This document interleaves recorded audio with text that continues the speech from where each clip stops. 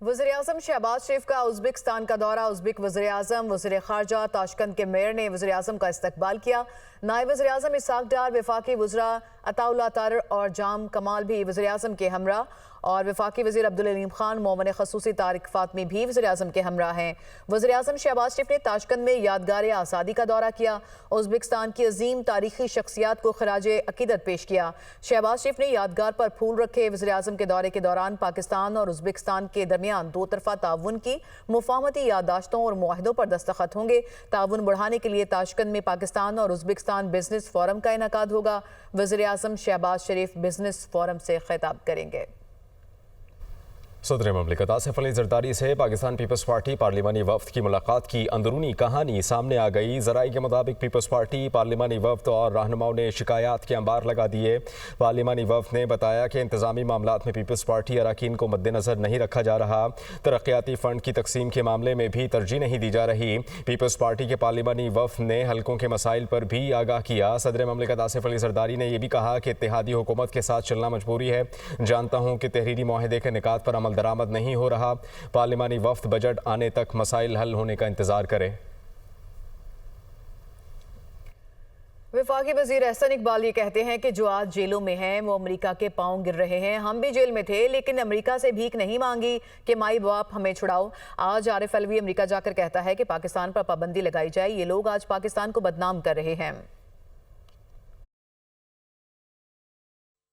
अब जो जेलों के अंदर है उनकी चीखें आप सुन रहे हैं। वो अमेरिका के पैरों में पड़ते हैं कि हमें जान छुड़ाओ। मैं अमेरिका में पड़ा हूं, मुझे अमेरिका का हर एड्रेस आता है, लेकिन हमने कभी अमेरिका के कांग्रेसमैन सेनेटर को जाके मिन्नत नहीं की थी, तरले नहीं किए थे कि माई बाप हमें जेल से छुड़ाओ, क्योंकि हमें पता था कि ये झूठे मुकदमे हैं। हम अपनी अदालतों से बरी होंगे और हम अपनी अदालतों से बरी हुए थे।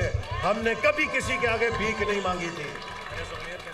आज पाकिस्तान को दुनिया के सामने बदनाम किया जा रहा है। वो जो सदर आरिफ अलवी है अमेरिका में जाकर बता रहा है कि गजा में इतना जुल्म नहीं हो रहा जितना पाकिस्तान में जुल्म हो रहा है और पाकिस्तान पे पाबंदियां लगाई जाएं। दहशतगर्दी है, जो फसाद है, अब हमें उसकी जरूरत नहीं है। अब हमें मेहनत की जरूरत है। पाकिस्तान के परचम को बुलंद करने की जरूरत है। हमने हिंदुस्तान को तरक्की के मैदान में पीछे छोड़ना है।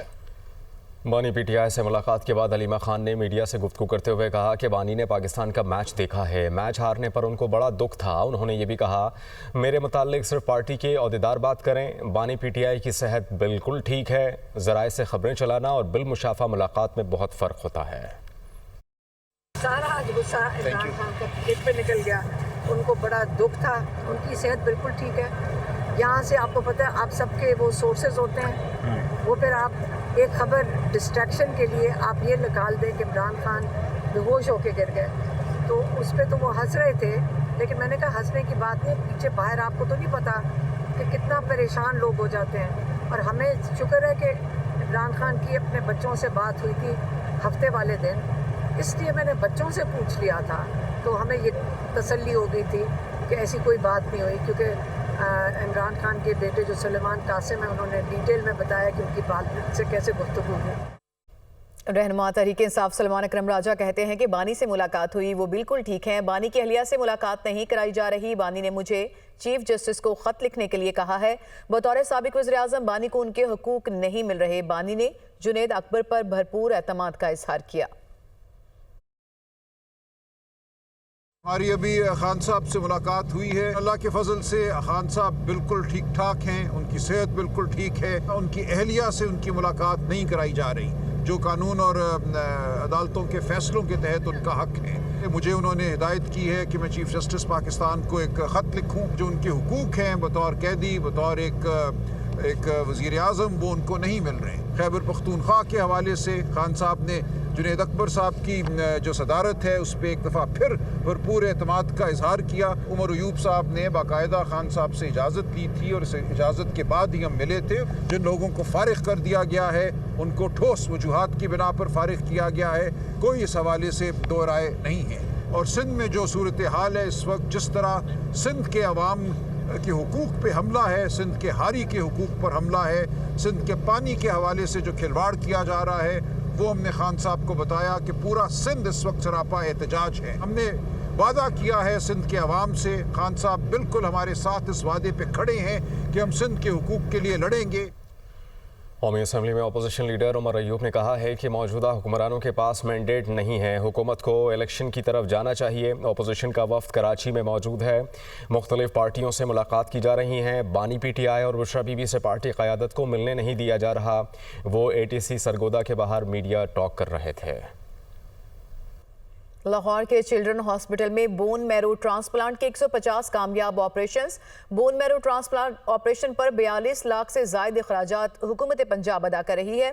चिल्ड्रन हॉस्पिटल में बोन मैरो ट्रांसप्लांट ऑपरेशन में कामयाबी का तनासुब आलमी मयार के मुताबिक 79% से ज्यादा है। वज़ीर-ए-आला पंजाब मरियम नवाज जल्द बोन मैरो ट्रांसप्लांट कार्ड का इजरा करेंगी। मरियम नवाज ने कहा है कि हर बच्चा मेरे लिए अपने बच्चों से बढ़कर है, मुफ्त इलाज हर मरीज बच्चे का हक है। वज़ीर आला सिंध सैयद मुराद अली शाह कहते हैं कि दरिया सिंध पर कोई नई नहर नहीं बन रही, सिंध के अवाम की मंजूरी के बगैर कोई काम नहीं होगा। कंदकोट में मीडिया से बात करते हुए उन्होंने ये भी कहा कि घोटकी कंदकोट पुल का काम 1 साल में मुकम्मल कर लिया जाएगा। पुल के तामीराती काम को जल्द मुकम्मल कराने की हिदायत दी हैं। उन्होंने कहा कि शिकारपुर, कश्मोर और घोटकी में अमन-ओ-अमान की सूरत हाल बेहतर है। कंदकोट पुलिस अच्छा काम कर रही है, लेकिन मैं पूरी तरह मुतमईन नहीं हूँ। वफाकी वज़ीर दाखिला मोहसिन नकवी से रूसी सफ़ीर अल्बर्ट पी ख़ौरेफ की मुलाकात हुई है। बाहमी दिलचस्पी के अमूर और दो तरफ़ा ताल्लुकात के फ़रोग़ से मुतालिक तबादला ख्याल किया गया। इंसदादी दहशतगर्दी और इंसदादी मनशियात के हवाले से बाहमी ताउन बढ़ाने पर भी बातचीत हुई। दोनों ममालिक के दरमियान इंसदादी दहशतगर्दी डायलॉग को फ़ाल करने पर इत्तफ़ाक़ किया गया। मुलाकात में ताउन बढ़ाने के लिए बाहमी मफूद के ज़्यादा से ज़्यादा तबादलों पर भी इत्तफ़ाक़ हुआ। मोहसिन नकवी ने कहा कि दहशतगर्दी एक बैनुल-अक़वामी चैलेंज है और कसीरुल जहती मुश्तरका इक़दामात से ही इस नासूर पर काबू पाया जा सकता है।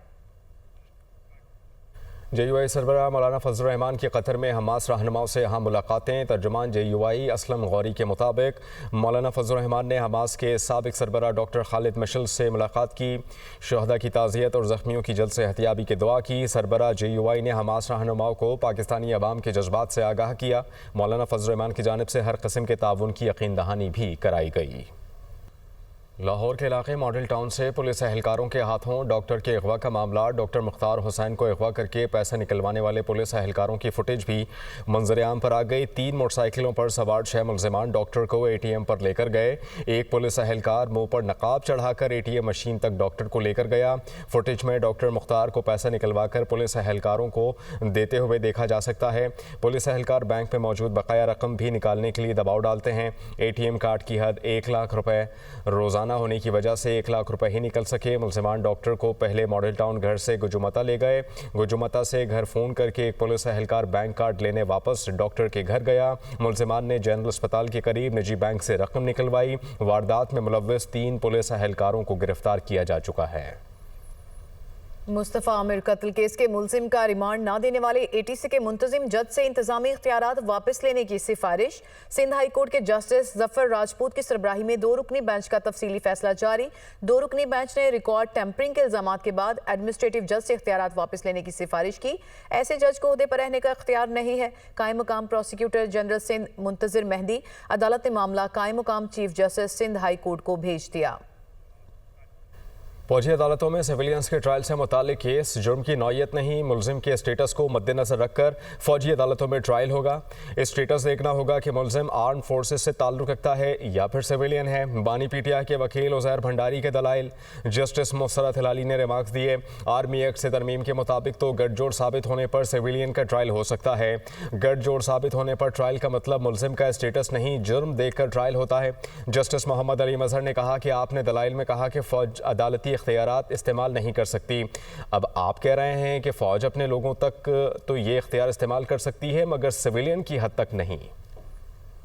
वज़ीर ख़ज़ाना मोहम्मद औरंगज़ेब की ज़र-ए-सदारत डिजिटल असासों पर आला सतह का इजलास हुआ। क्रिप्टो करेंसी के आलमी रुझानात, ज़वाबित और पाकिस्तान की मईशत पर असरात पर तफसीली तबादला ख्याल हुआ। वज़ीर ख़ज़ाना का डिजिटल असासों के लिए मौसर, शफाफ और आलमी मयार के मुताबिक फ्रेमवर्क बनाने पर जोर।